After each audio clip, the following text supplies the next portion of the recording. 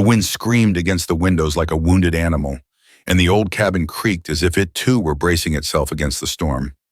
Outside, the Oregon mountains were swallowed by white snow, piling against the door like nature's barricade. Nova Brooks crouched by the fireplace, cradling her last bundle of firewood as if it were something sacred. The power had gone out hours ago, and her phone hadn't seen a signal since Tuesday. She was alone as she had been for the past 18 months, her only companions silence memories and the occasional deer that dared wander close. The fire crackled, giving off just enough warmth to keep the frostbite at bay. Nova wrapped herself tighter in her grandmother's old cardigan, patched at the elbow sleeves, fraying.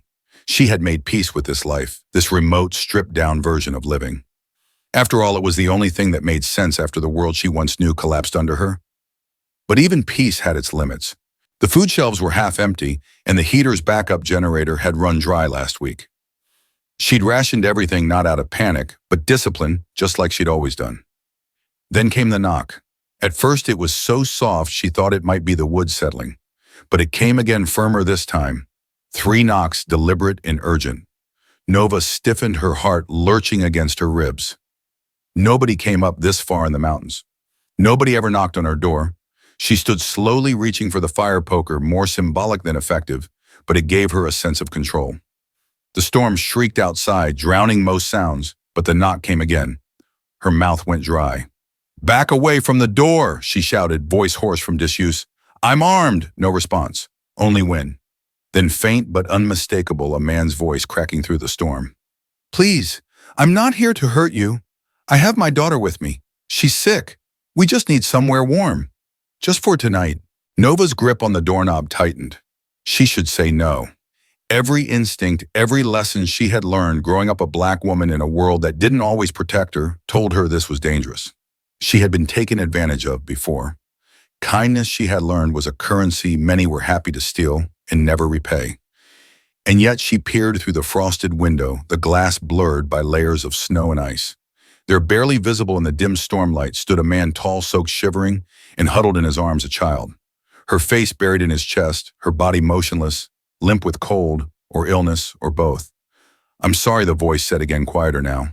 "We'll leave if you want, but please, she's just 6. She has a fever. I didn't know where else to go." Nova's jaw clenched. Her past clawed at her caution, whispered warnings in the voice of her mother, of every woman who'd ever been burned for doing the right thing. But her eyes stayed on the little girl, and something inside her shifted. With a slow, resigned exhale, she unbolted the door. Snow blasted in instantly, stinging her cheeks, rushing past her ankles. The man stepped forward hesitantly, holding the child tightly. His face, though tired and wet, was open. Not friendly exactly, but not threatening either. Desperate. "Get inside," she muttered, stepping aside, but keeping the poker gripped firmly in one hand. "Thank you," he breathed, voice cracking with relief. He stepped in, careful not to disturb anything, and gently laid the girl on the edge of the couch closest to the fire. "Sit, don't touch anything else," Nova ordered. He nodded, removing his soaked jacket and wrapping it around the child. She was small, pale beneath her brown skin and trembling. A cough burst from her lips, dry and raw. Nova winced at the sound. "What's your name?" she asked, eyes still suspicious. "Elias," he said. "And this is Lily. She's had a bad cold for a few days. Probably the flu." Nova scoffed. "And you're dragging her through a blizzard?" "We were headed to my mother's. Car died. Then the road closed behind us." She said nothing but turned toward the tiny kitchenette. "I have towels and 1 packet of instant soup. Don't expect more." "That's more than we had," he said softly. She returned with a dry towel and a mug of barely warm chicken broth, handing it over without fanfare. He took it with both hands, nodding. There was no performance in his gratitude, no grand gesture, just a tired man trying to keep his daughter alive. Nova sat back down, poker across her lap like a line she wouldn't let him cross.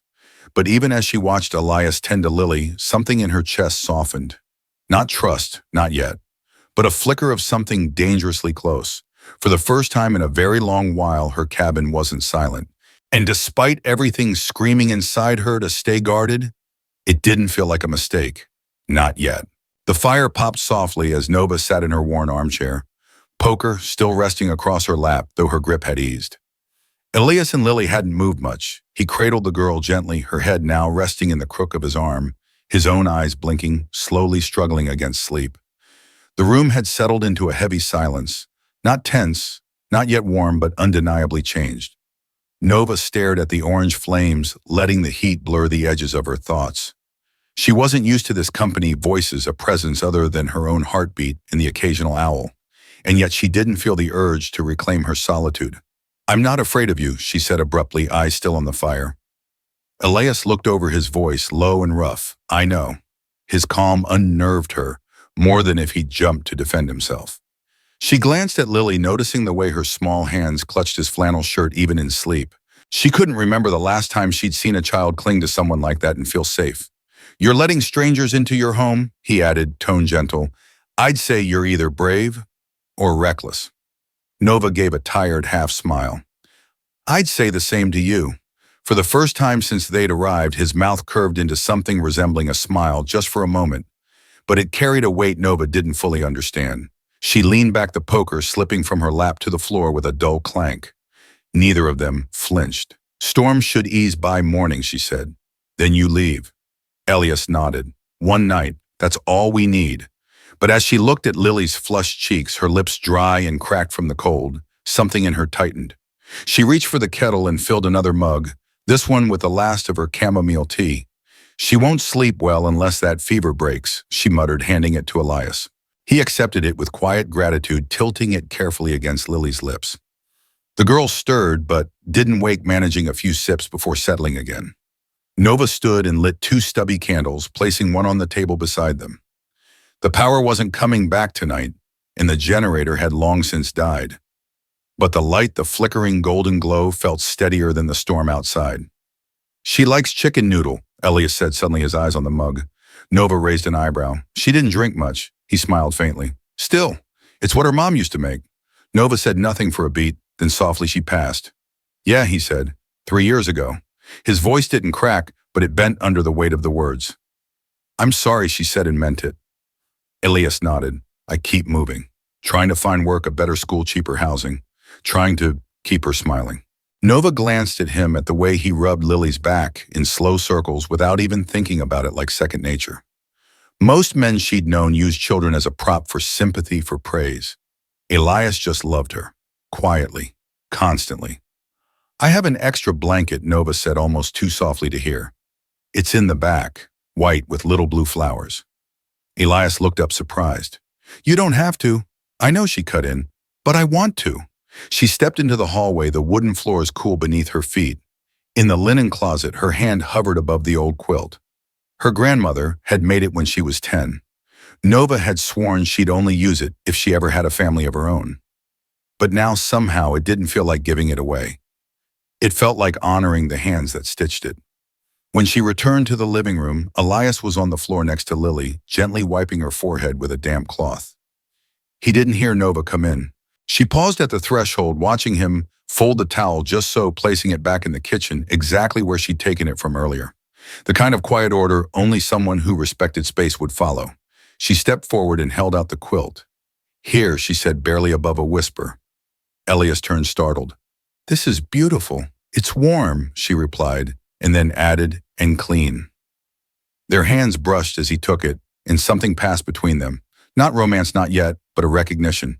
Two people who had survived storms before, now caught in one together. Nova sat back by the fire, this time a little closer. Not quite next to him, but not far. "You didn't have to let us in," Elias said softly. "I know," she replied. "You didn't have to knock." He smiled. Not wide, not showy, but real. They didn't speak again that night. The fire crackled between them. The wind moaned beyond the walls, and somewhere between the silence and the snow, the air in the cabin changed. It no longer felt like survival. It felt like presence. By morning, the world outside had vanished beneath a thick white hush. Nova stood on the porch, wrapped in her coat, boots, buried ankle-deep in fresh powder, the sky a low ceiling of pewter. The storm had slowed, but the roads were still gone, drowned in drifts with no signs of life beyond the pines. She could barely make out the narrow trail where her old truck used to sit before the tires froze to the ground last winter. Inside, Elias was spooning soup gently into Lily's mouth. The girl was alert now, weak but responsive, her voice barely above a whisper when she asked if the soup had carrots in it. Nova watched them from the doorway, arms crossed, trying to suppress a strange flutter in her chest. It wasn't pity and it wasn't romance. It was something quieter, more dangerous, like a thread pulling loose in the part of her that had been knotted shut for years. "They're saying the county might not plow the mountain roads until tomorrow," she said as she stepped back inside. Elias looked up. "Then we're stuck," Nova shrugged. "Looks like it." There was no apology in her voice, no resentment either. Just fact. They were 3 people snowed in, and for one more day at least, that would have to be okay. That afternoon unfolded with a rhythm none of them planned, but none resisted. Elias offered to chop firewood. Nova raised an eyebrow but handed him the old axe. She watched from the window as he swung with ease, shoulders flexing beneath a borrowed flannel shirt, his breath coming in clouds. She hadn't realized how low her woodpile had gotten until he stacked it higher than it had been in weeks. He fixed the leak by the back door, repaired the loose hinge in her bedroom, reinforced the coat rack that had been drooping since the first frost. Nova said little but noticed everything. Lily slept most of the day, waking occasionally with a cough that rattled her small frame. Nova made ginger tea with honey, cooling it carefully and holding the mug to Lily's lips. She brought out an old teddy bear from her childhood, nestled in a box under the stairs. Lily clung to it without question.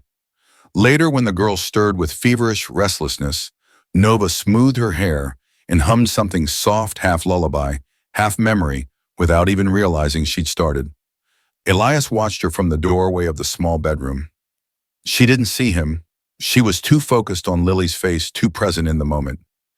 And maybe that was what struck him most, how she did everything with full attention, without performance or pretense. That evening, as the fire burned bright and the cabin glowed with warm light, the 3 of them gathered again in the living room. Elias made paper animals from scraps of newspaper.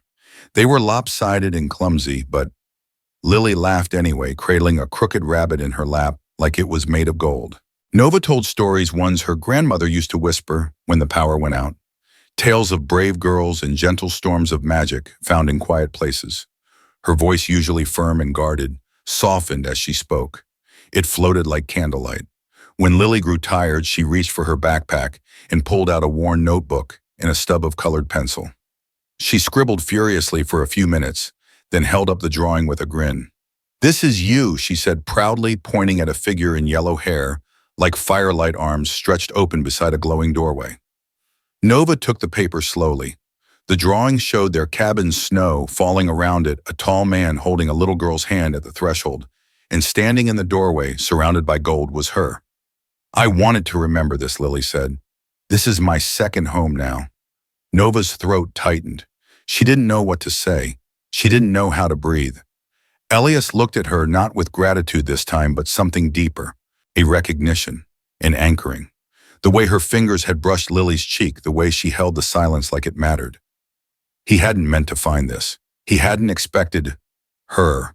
When the girl finally drifted to sleep again, curled in the quilt Nova had once promised she'd only give to her own family, Elias folded the drawing and slipped it into his bag with care. "You didn't have to open the door," he said quietly, breaking the silence. Nova looked up, voice low, "And you didn't have to knock." They didn't speak after that. But in the soft quiet, in the glow of the last log burning down to embers, the cabin felt different. Not just fuller. It felt like it remembered what a home could be. The next morning, the cabin was still. Nova awoke to an odd quiet, the kind that follows departure. No footsteps, no soft coughs from the back room. Just the whisper of wind and the faint creak of old wood settling. She pulled on her sweater and stepped into the living room, already knowing what she would find. The fire had burned low, but someone had added logs before leaving. The dishes were washed, stacked carefully in the rack. The quilt was folded neatly at the foot of the couch, just as she had folded it years ago and vowed not to unfold again. The only trace they had been there at all was a folded piece of paper on the dining table, weighted down by something small and black. Nova hesitated. Her fingers hovered over the note before she picked it up, unfolding it slowly. The handwriting was firm, deliberate. No name, no goodbye, just a message. "Thank you for the warmth, for the kindness, for reminding me that people like you still exist in the world. I'll never forget it." Underneath, in a second hand softer, maybe Lily's, was one more line, almost shy in its slant. You help more than you know. Nova swallowed hard. Her eyes fell to the object left beneath the paper, a black card. Heavier than it looked. No logo, no bank name, just a silver chip in a strip of numbers. A black card. The kind reserved for the kind of people who never carried cash because they never had to. She stared at it like it might bite her. Later that day, she found herself standing at the only bank in town, card tucked tightly in her coat pocket. Her breath fogged the glass as she waited. The banker raised her eyebrows when she saw the numbers, typing carefully. This is a private account, she said. No name on file, high tier. Whoever gave this to you, they trust you very much. Nova shook her head. I don't want the money, she said quickly. I'm not here to use it. I just needed to know. But there was no more to know. No trail, no breadcrumbs. Just that same note in her hand, now creased from being opened too many times. That night, she slipped the card into the back of a drawer she rarely opened, alongside a few old birthday cards and a picture of her mother when she still smiled. Days passed, then weeks. The snow began to melt in patches, curling away from the roof like tired hands letting go. Nova went back to work at the diner. 2 shifts at the library. Quiet things, familiar things. But something had shifted, and no matter how much she scrubbed the tables or shelved the books, she couldn't shake the ache. The cabin, once her sanctuary, now felt hollow. Every time the bell over the diner door rang, she looked up, half expecting to see Lily's messy braids or Elias's worn boots. But it was always someone else. A trucker, a local, a tourist. Never them. Then one morning a letter came. It was thick cream-colored, with her name written in elegant handwriting that stopped her breath. Inside was a single page. Dear Miss Nova Brooks, you are invited to interview for the newly launched outreach program at Morgan Tech Industries. Your name was personally recommended. Travel arrangements have been made. Details enclosed. At the bottom, signed in familiar inks, Elias Morgan, CEO. Nova sank onto the couch, the letter trembling in her hands. She read it twice. Then again. The man who had slept beside her fire was a CEO, the man who had fixed her leaky roof and tucked his daughter into her couch. He remembered. He had found her. She didn't know what the job was. She didn't know what she would say.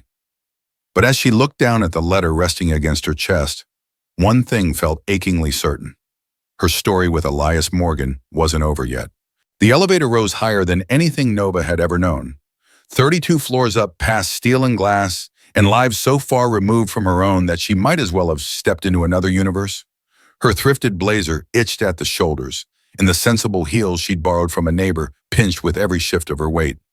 Still, she stood tall, clutching the invitation like a lifeline. When the doors opened, the hallway beyond was silent, elegant. Warm wood floors, soft lighting. A woman in a navy dress greeted her with a nod, then gestured toward a large glass office at the end of the corridor. He's expecting you. Nova's heart skipped. She took a breath and stepped forward. Each stride echoed louder than it should have until finally she reached the threshold and saw him.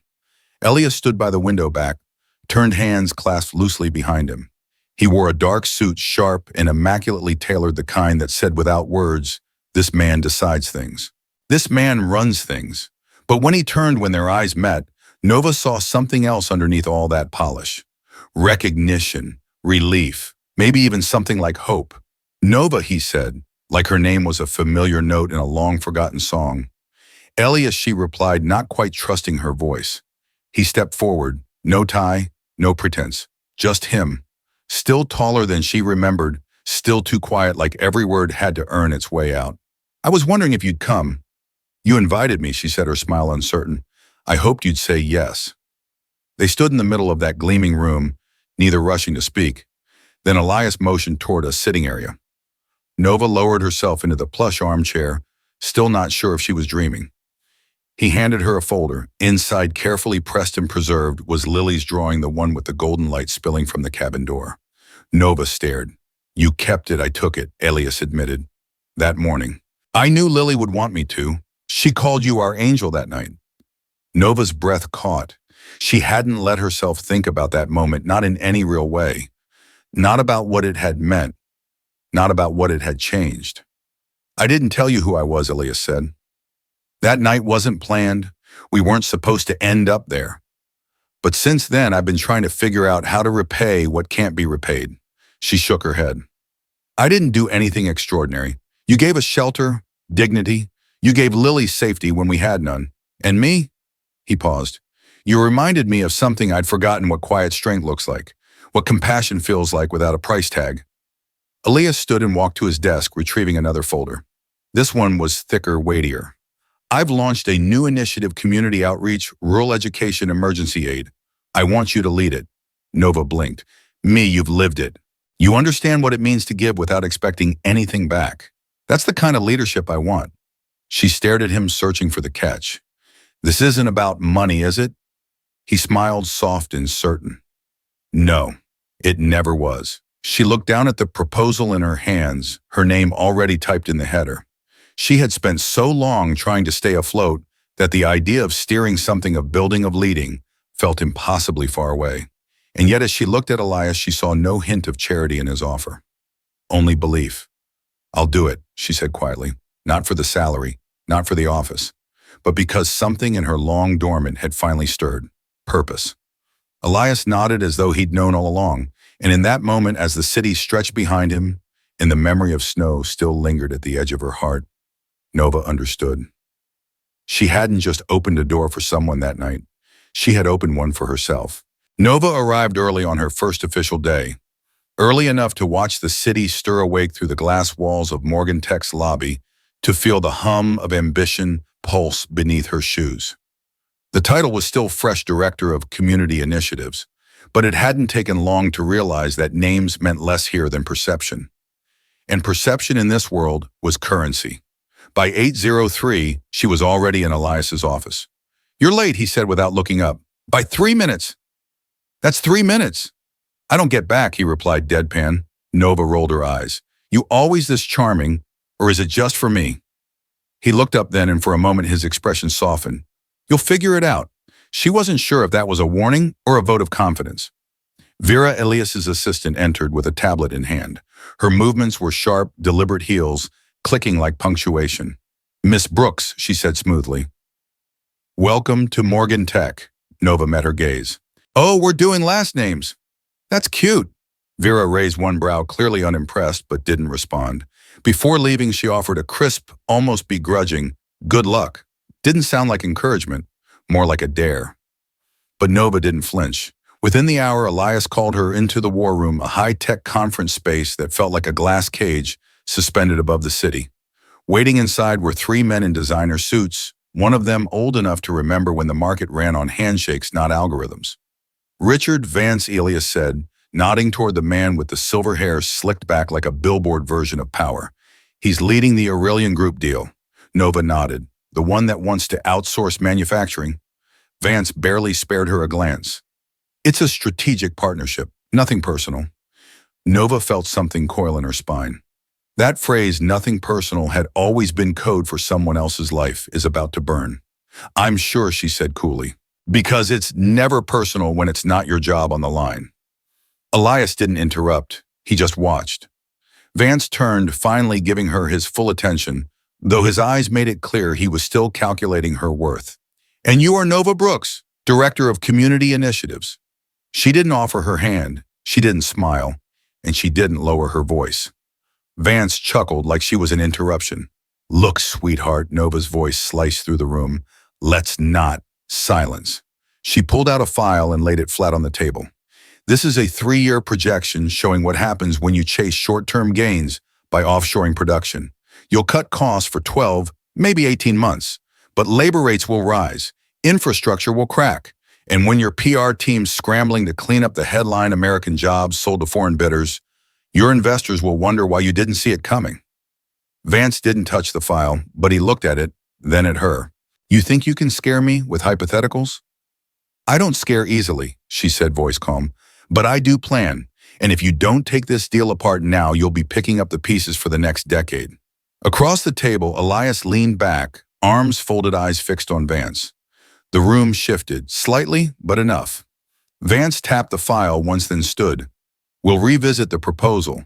You do that, Nova said, When the door closed behind them, she turned to Elias.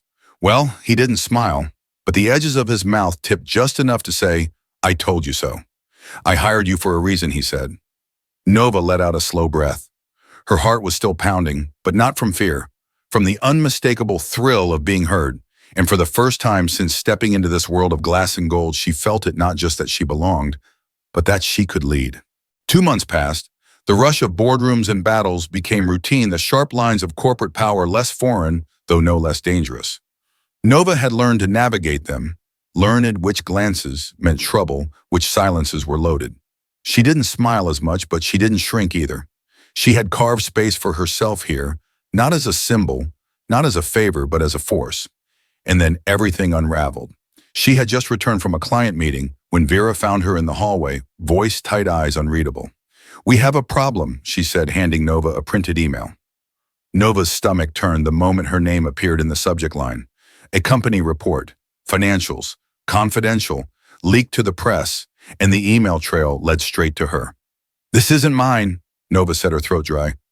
I know, Vera replied, but someone wants it to be.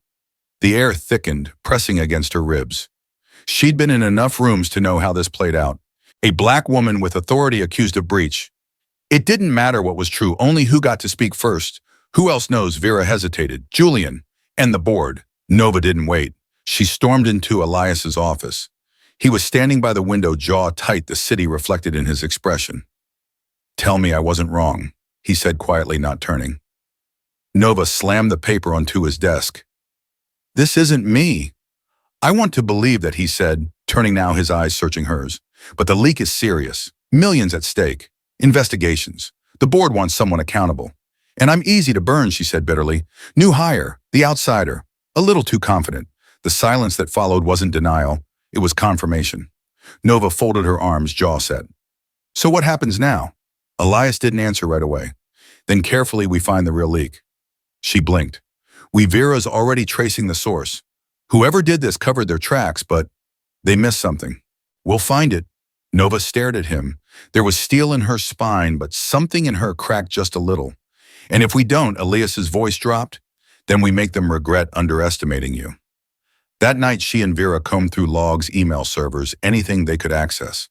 Somewhere between lines of code and timestamps, they found an alias, a hidden account, a chain that led back to Marcus Shaw, 10 years at Morgan Tech. A man who played clean while getting others dirty. By morning, they had the evidence, enough to bury him. Nova didn't wait for a summons. She walked into the boardroom like she owned the damn building.